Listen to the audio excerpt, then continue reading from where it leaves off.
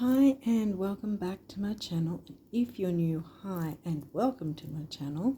We're doing the rising sign readings for the month of December, and we're up to the rising sign of Virgo. Now, if you haven't seen these before, what I usually like to do is just have a quick run through, or try to make a quick run through of what's going on in the skies astrologically before we jump into your cards.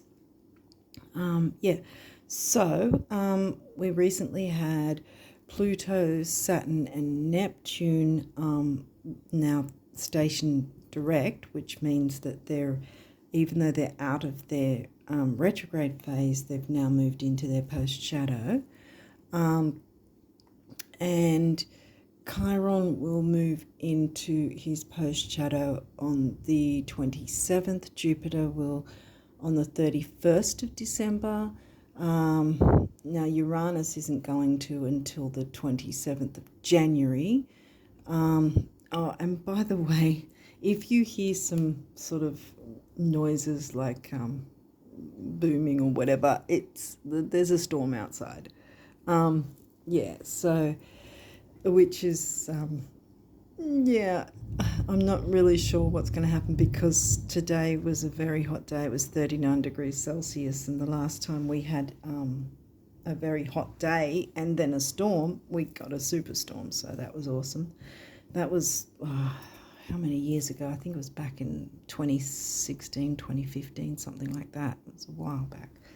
But yeah, it was scary at the time, and we lost electricity and all that. But anyway, I digress.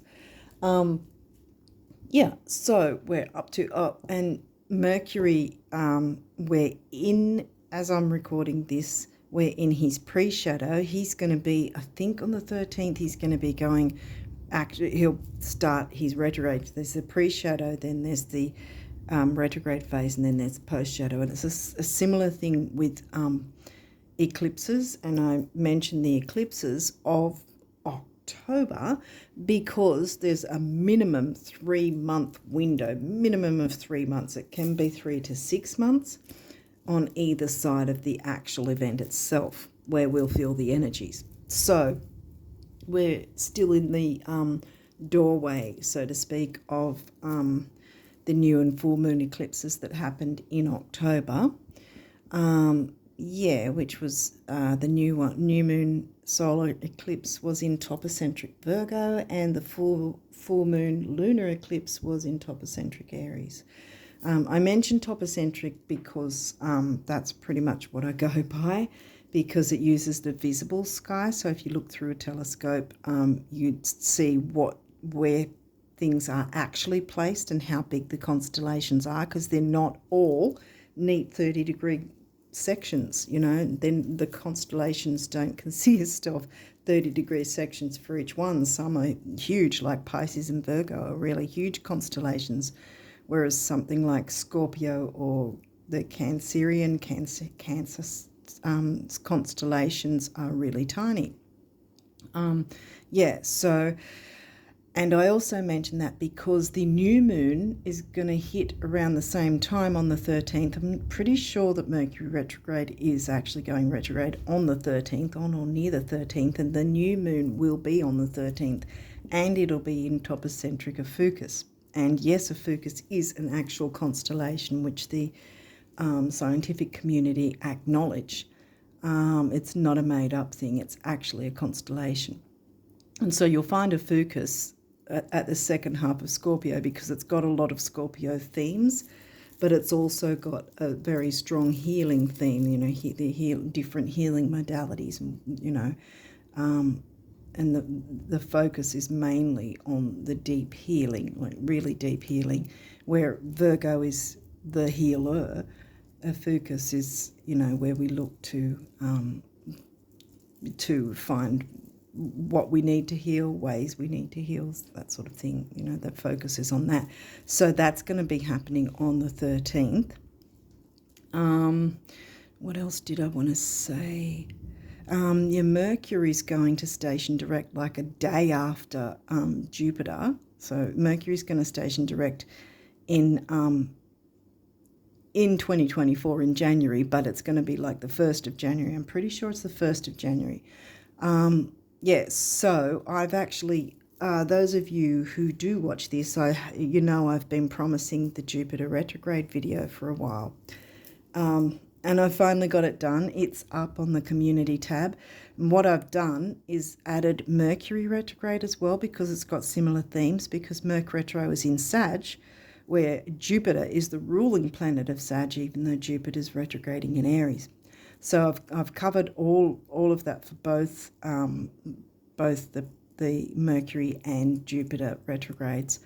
It's a long video. It's not a video with cards. It's a video with charts, and I run through all the different phases and what sort of things might come up for each rising sign.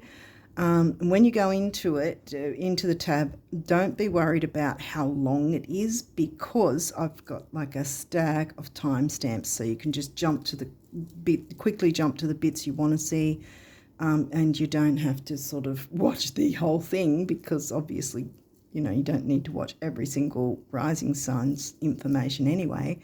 But yeah, so that's now on the community tab, and I recommend still jumping in, because, well, both of them are still retrograde all the way until the end of this year. See, so, and then after that is the post-shadow phase, which I also walk through in the video. Yeah, so that's on my community tab. So yeah, I'd recommend jumping over there and having a bit of a watch and get some more information. Now, I think that's about it for the updates, so to speak. So I think we'll jump into your reading now and see what's come through for you guys. Ooh, we're starting off with the new moon, and I remember in the guidebook when I was first starting out with these, and I didn't really know, like, I was getting used to the cards from this deck, and this new moon card actually is quite lucky. It's considered that, and Jupiter considered the lucky cards in that particular deck. Now, obviously, new moon this month, as I just mentioned before, new moon is in the focus. Deep healing is going to be taking place, and like I said, Virgos are known as the healer, the being of service to others, the health duty service. You've already got an upper hand with this, being Virgo rising. So we're starting off good with that. Venus. Well, Venus is no longer retrograde. I didn't mention that either. The Venus is out of her post-shadow and everything too. Yeah. And Mars also is not going to be in any retrograde, and he's not going to be retrograding until the end, the second half, somewhere in the second half, I can't remember exactly when, of 2024. So he's completely direct as well. So this is still good, love and luxury. Venus is the ruling planet of Taurus and Libra. Scorpio. So we've now got a sign here, and that's your third house. So it's in Gemini-themed house, covered by the sign of Scorpio. So your communications might be somewhat intense. Intense isn't necessarily negative. It can be, deep, thoughtful, intense, emotional, without being overly emotional as well. Sort of this deep existential conversations even, that sort of thing can happen. Ceres, the first asteroid we've got, and she's about home and hearth and nurturing. Pallas, another asteroid. Well, she's about weighing up the pros and cons. Pallas Athena is the warrior goddess, another asteroid, if I didn't just say that. Fourth house, Cancerian themes. Oops. And fourth house for you would be in Sag.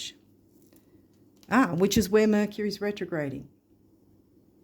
So, fourth house for you. Oop, I dropped it. Aries. Okay. Sorry, I'm kind of squeezing everything in. Aries is, I think, your 8th house. Yeah, because Libra is your 2nd. So it's the opposite. So, yeah, Aries is in your 8th house, which is Scorpio themes.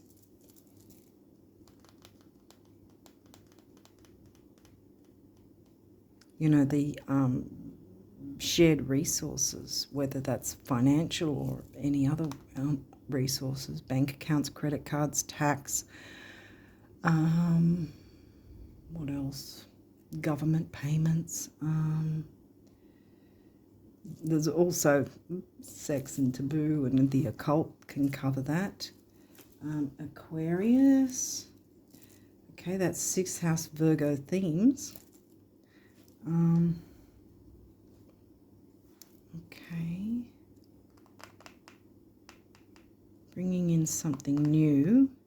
There's the nurturing side of things as well as the luxury, love and luxury. Weighing up the pros and cons. We'll see what else comes through. Mars, not in retrograde, will not be in retrograde for some time, as mentioned a few minutes back. Your physical energy, drive, strength, and fighting spirit. And fighting spirit doesn't necessarily mean arguments. It's just, you know, fighting for what's right, you know. Okay, so 3rd house, isn't that in, yeah, that's in Scorp. Your potential to learn something and your local neighborhood. Yeah, because that's Gemini themes of early learning, siblings, neighbors, cousins, aunts, uncles, quick trips, local travel. It's the opposite to Sag, which is the higher learning, like university, and the overseas travel. This is just down the street, you know, in the next town, driving around, you know, that local travel. That sort of thing. So there's definitely an emphasis on communication. There's a lot of nurturing involved here, though, luxury and nurturance. And this is the new moon, so we hit it off with the new moon energy. So that's bringing in something very good. And with a Fucus, it's a healing kind of energy. And this is nurturance and love and luxury. So I think that this is going to be quite good because the deepness of Scorpio, because a Fucus has a lot of Scorpio themes as well. Leo. The energy is flamboyant, dramatic, proud, and passionate. It focuses on the importance of self-belief. Ooh. This might be where you're weighing up the pros and cons. Because, again, the nurturing house with the easygoing Sag sign. Okay, what else have we got? Pisces. The energy is wistful, endlessly loving, compassionate, and forgiving. It confuses and softens resolve. Okay, so we've got a few signs coming through here. Pisces is your descendant. So you've got your ascendant far left. You'll always find in the 1st house, Aries themed house. Your descendant will always be found in the Libra themed house of the 7th house, and that happens to be Pisces. For you is your descendant.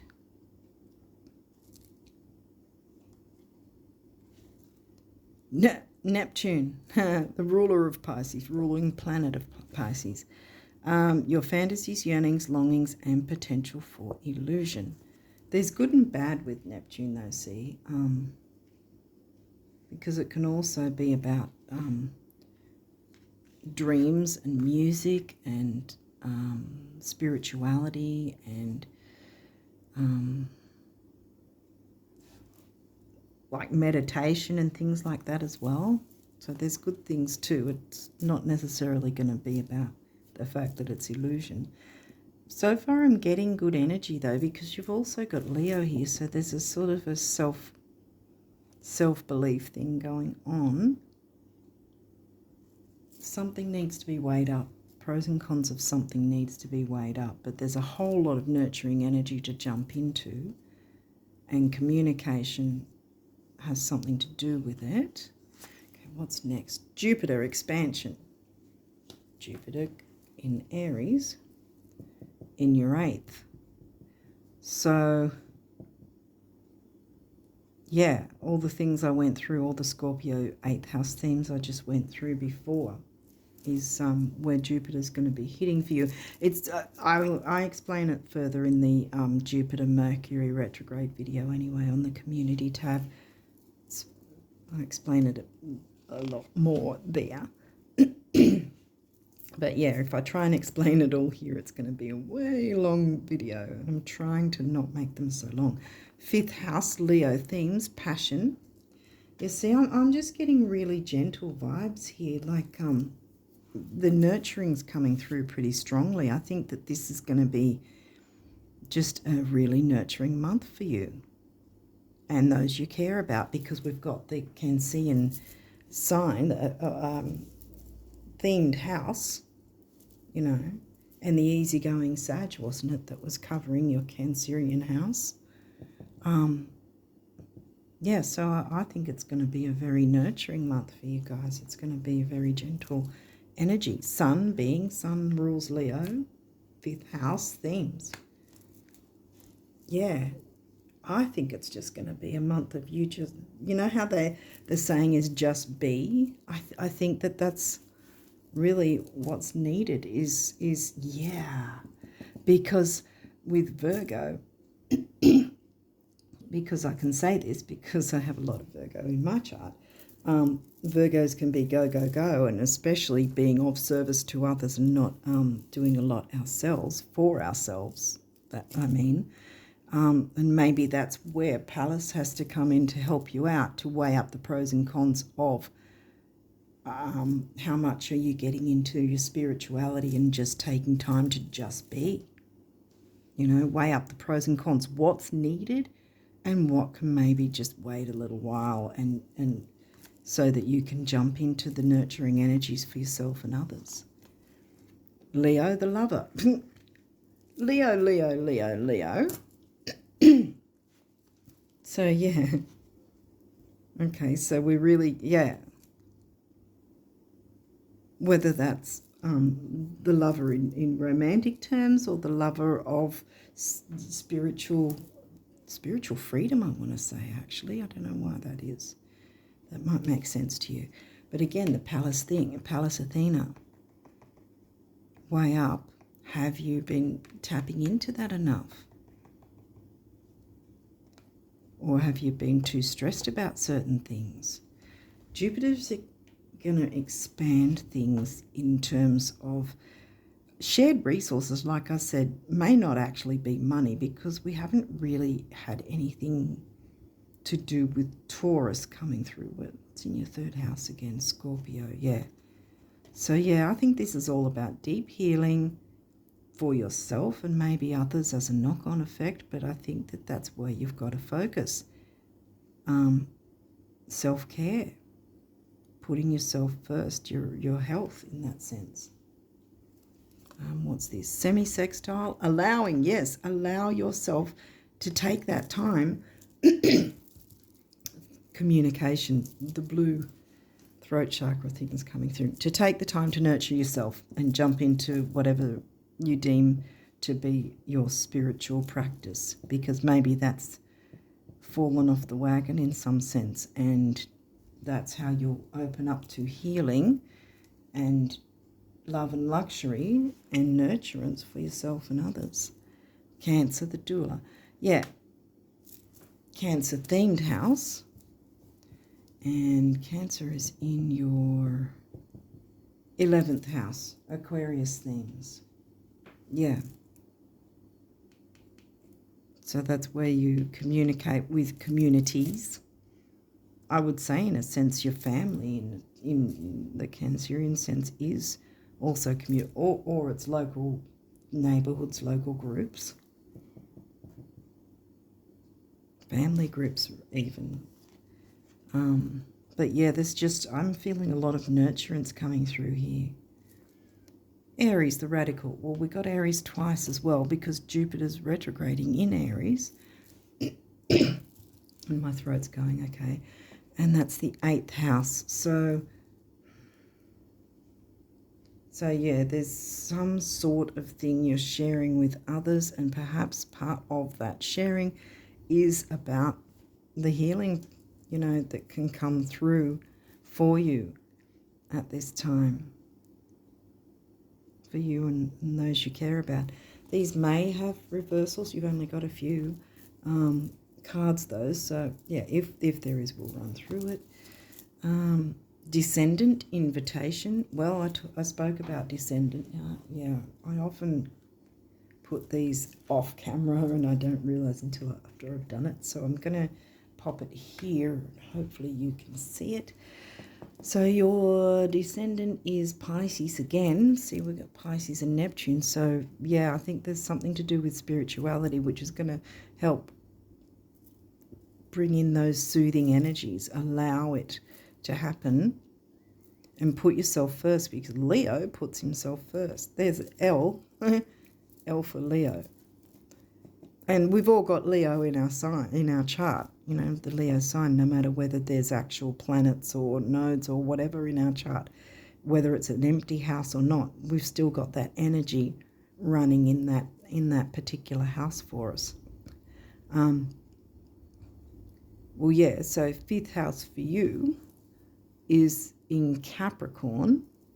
So even if you had nothing there, it's still about children, creativity, romance, passion, and you communicate those things through the sign of Capricorn. So there's this sort of structure and perhaps a sort of a theme of I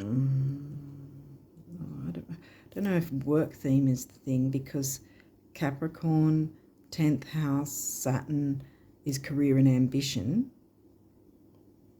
And the Leo themes amalgamate with that, because the sign covering the 5th house, the Leo 5th house, is Capricorn for you.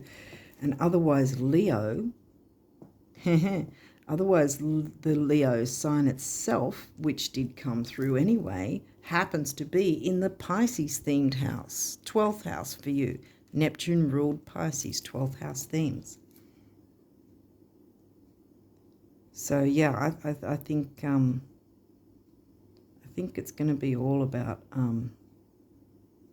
healing yourself, perhaps. But there's a lot of soft, gentle energy. So if you've been go, go, go, it's time to not go, go, go anymore. Like, take the time out for yourself, especially coming up to this celebratory season, whether or not you celebrate Christmas. I think that coming up to the end of the year at the very least, to wind down and not be all work, work, work and no playing. Okay, what else have we got? Cancer immerse. So we've got Cancer again coming through. And that's 11th house again. Aquarius themes of the community, remember? And that's upright as well. So that's a good thing. Again, the nurturing energies. And look, conjunction alliance. So any sort of local groups, even if that's family that you consider as the group, yeah, I think because it's also upright, alliance, you'll be able to work with each other and bring in the gentle energies, weigh up the pros and cons about, you know, what have you made time for, or even who. Perhaps you've been so busy you haven't had time for your own family,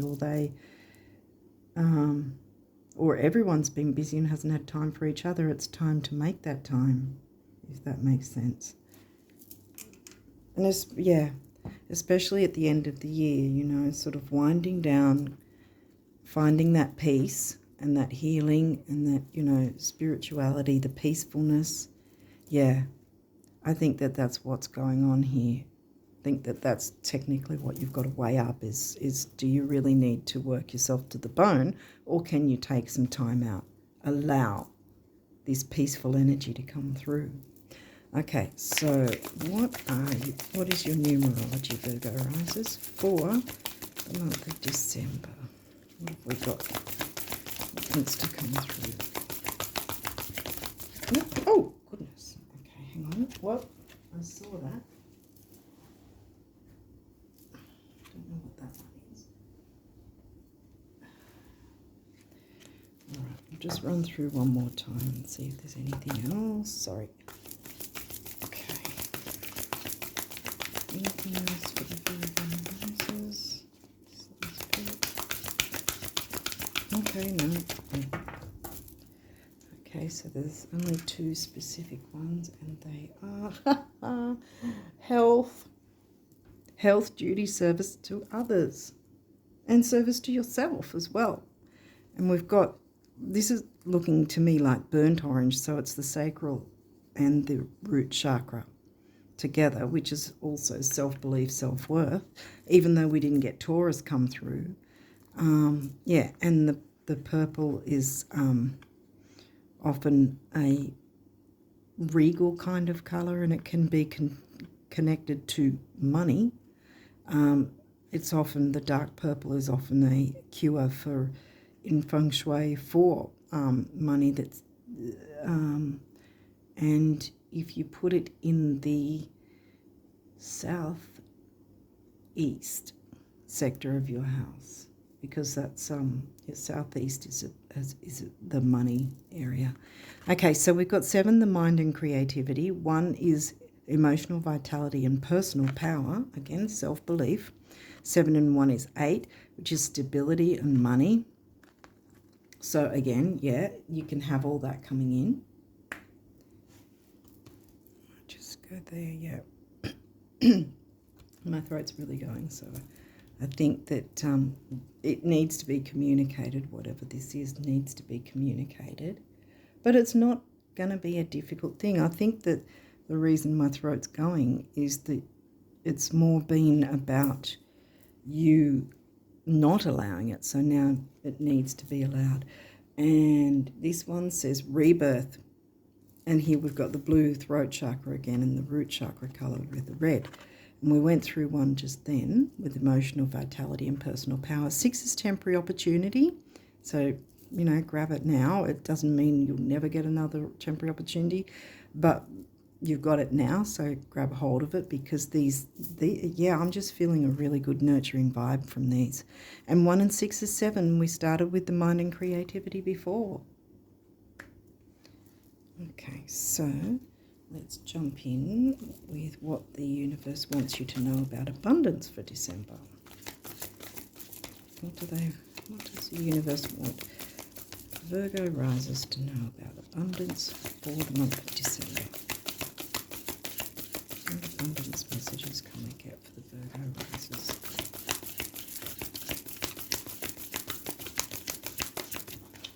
Okay. Ooh, no, there can't be that many. That's a lot. How many have we got here? Yeah, there's too many. I'll start again.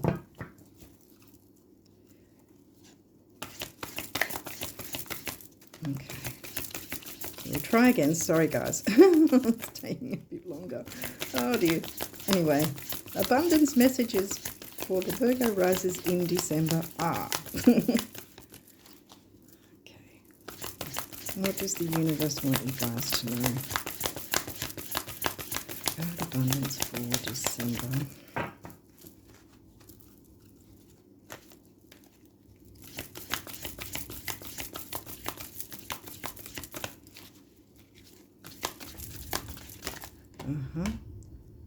You want those as well, okay. Anything else? These. Oh gosh, still? Okay.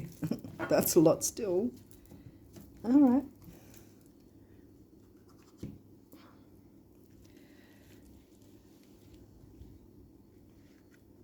Which way does it go? There's no reversals in this, by the way, so don't worry about that. You want this one too, okay. Okay. To find out how much you've truly been blessed with in terms of love, time, energy, talent, joy, abundance, confidence, intelligence, wit, or any other quality, substance, or dispensation, give of it. Then you'll know what boundless really means. Tally-o, the universe. Yeah. Give the gift of nurturance to yourself and others. That's pretty much what I'm noticing here. Is the main theme here. The Sun, Leo ruled Sun. You had lots of Leos. So there's children and creativity, which is part of the family thing anyway. Be creative with your nurturance and your spirituality and healing and all that. Do wealthy people have to spend all their money to feel wealthy? No, that's silly. They don't even have to spend a cent, do they? Oh, you so have it made, the universe. Yeah, it's quite a quirky deck if you haven't seen it before.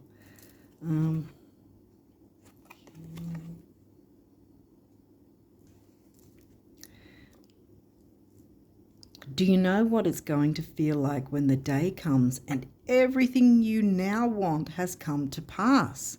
When you're living in total abundance, in perfect health, looking fabulous with friends and laughter wherever you go, it's going to feel like, yeah, well, of course. That's how much I know you.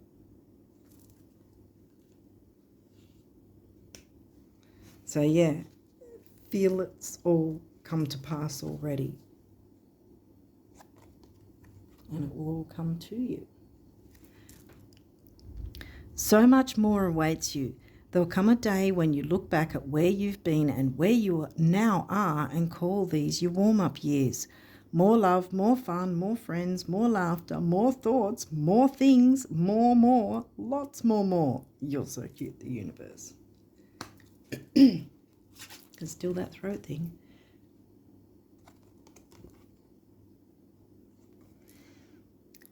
The trick with spending money lies in knowing with every fibre of your being that it will return. Remember, we had 8th house Scorpio come in too, because that's another thing about fearing spending money because, and being in the 4 of Pentacles, trying to hold on to what you have, which actually in turn stops the flow of money coming to you in the first place, So know that it will return, and so it must, as if on wings, the universe, exactly. It will come back to you. So don't be afraid of losing or missing out. More sun, see? The growth of the tree. The best thing about every financial meltdown, global or otherwise, is learning that whatever was lost can be recreated, exceeded, and made better than it was before. Hold on loosely. And that ties in with this one, doesn't it? Know that it will return and be recreated, exceeded, and made better than it was before. Here we've got another tree, the growth of trees, the growth that you can have. And the sun ruled Leo again. So a lot of the joy and happiness and creativity in children, perhaps because there's the family theme here too. Yeah, lots of nurturance and healing. Yay. Allow it. Remember, allow it. Because sometimes we think, we don't have time for, to just be and just, being, see, sun being, just be and jump into these gentle energies and meditation or doing certain activities that are just nurturing for whoever's involved, everyone involved.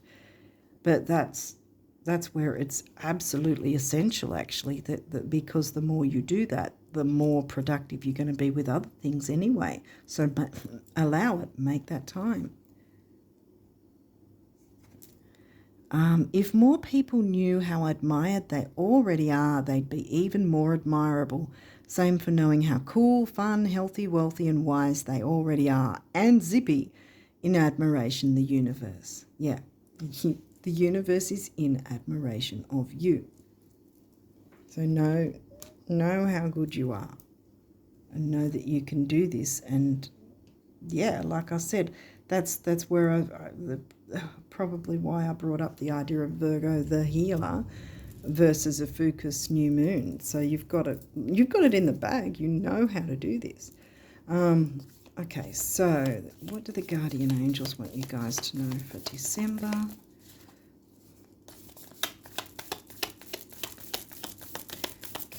Guardian angel messages for December.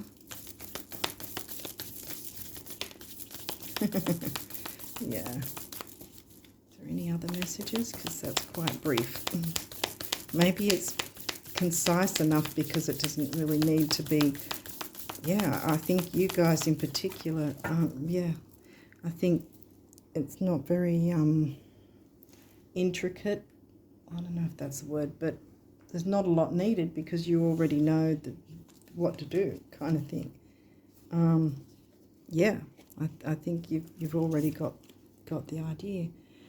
Balance, Virgo. Remember, I've got a lot of Virgo too, so there's no shade.